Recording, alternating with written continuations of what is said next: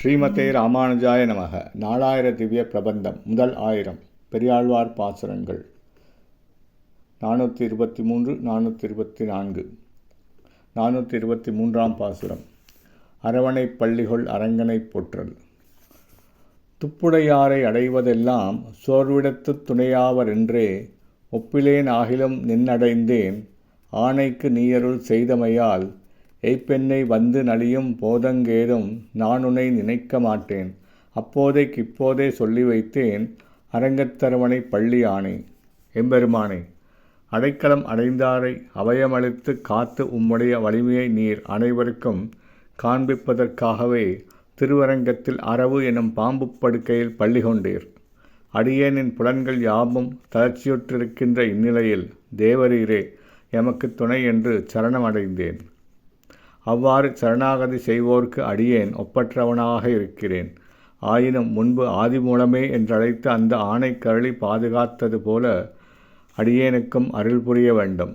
எனக்கு மூப்பு வந்து என்னை நலியச் செய்து இளைப்புற்று வருந்தும் பொழுது உன்னை சிறிதளவு நினைப்பதற்கு கூட சக்தியற்றவனாகி விடுவேனே.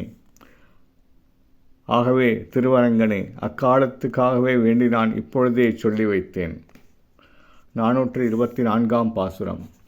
சாமிடத்தென்னை குறிக்கோள் கண்டாய் சங்கொடு சக்கரம் ஏந்தினானே நாமெடுத்தென்னை அநேக தண்டன் செய்வதா நிற்பர் நமன்றவர்கள் போமிடத்தின் துரத்தெத்தனையும் புகாவண்ணம் நிற்பதோர் மாயை வல்லை ஆமிடத்தேயுன்னை சொல்லி வைத்தேன் அரங்கத்தரவணை பள்ளி ஆணை.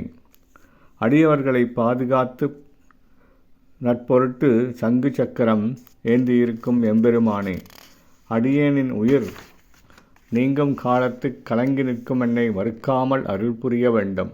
அக்காலத்தில் யமனின் பணியாளர்கள் என் தீவினை கேற்றவாறு என் மீது கோபத்துடன் என்னை தண்டிப்பதற்காக தன் நாக்கை மடித்து கொண்டு என் எதிரே வந்து நிற்பர். அவர்கள் என்னை இழுத்து கொண்டு போகும்போது அடியேனின் மனம் உம்மை பற்றி சிறிது கூட எண்ணி பார்க்க இயலாதவாறு மாயை புரிவதில் தேவரீர் வல்லவர். ஆகையால் திருவரங்கத்தில் பள்ளி கொண்டிருக்கும் எம்பெருமானே, அடியேனின் புலன்கள் நல்ல நிலையில் உள்ள இப்பொழுதே உம்மை குறித்து கூறி சரணடைகின்றேன். இப்பொழுதே தாங்கள் திருவுள்ளம் பற்றி அருள வேண்டும். ஸ்ரீமதே ராமானுஜாய நமக.